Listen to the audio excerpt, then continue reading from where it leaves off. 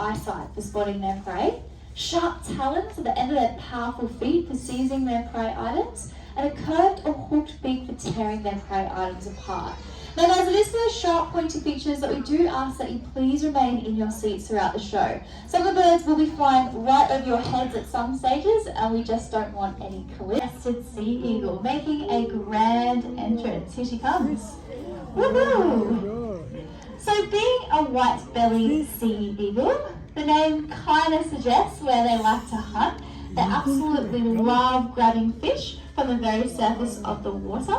But it doesn't have to be the ocean and the beaches. It can actually be just bodies of water. So be that lakes, rivers or dams, basically where there is a food source for them. They'll eat crustaceans, small mammals, even other birds.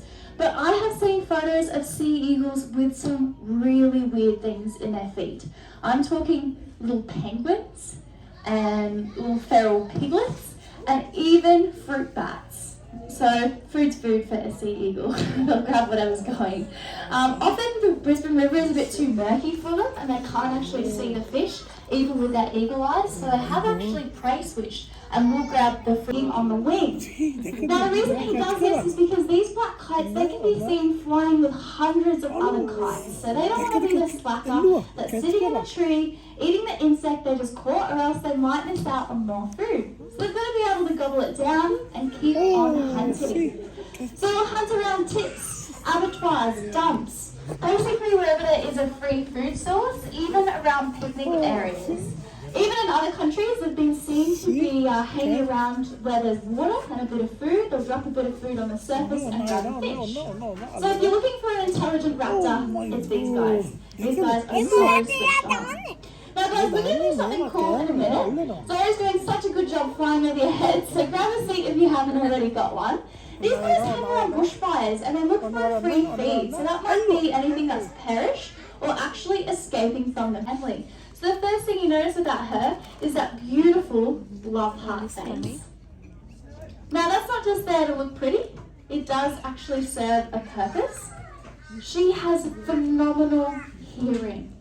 She can hear little mice going around, crunching, and if she's close enough, even a little mouse's heart beating. So guys, if I was to put Taylor here in a dark room, she'd find that little mouse in a few seconds. That hearing is so good. So she'd hear it crunching, its heart beating, if she's close enough. And in other countries, they can actually hear them under snow. So that is an indication of just how good that hearing is. Now you'll notice too, as she flies over your heads, you cannot hear a thing. Have a listen. Oh, she's just going to grab a seat for us, guys. She's very sweet, but often she'll fly to people who are standing because she thinks it's so good. She's got to go to them. So she is super soft, making a grand entrance. This here's Omega. Oh, sorry, I just dropped it just as you landed. Omega is a wedge-tailed eagle. These guys get their namesake from that beautiful wedge or diamond shape that you'll see to their tail. It's the biggest eagle in Australia. Now, if you're wondering why Omega is smaller than Iluka, did it fall off again?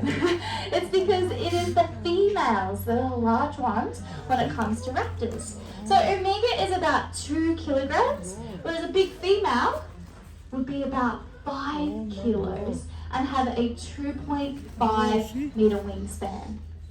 So these guys are not agile enough to catch birds. They catch their food on the ground. So it'll be things like rabbits, feral cats, and foxes. As it's dangling down there, that's what he is protecting towards him at 100 k's. And you guys saw when he was on the ground, he's actually not particularly fast. He's not very quick to grab good bits of food. So that's plenty of time for a car to come along and strike him. So what we like to do is remind people of that next time you're driving, particularly out west, and you see a bit of roadkill, don't head towards it at 100 k's, honk your horn, and if there is something on the other side, it could be a zombie.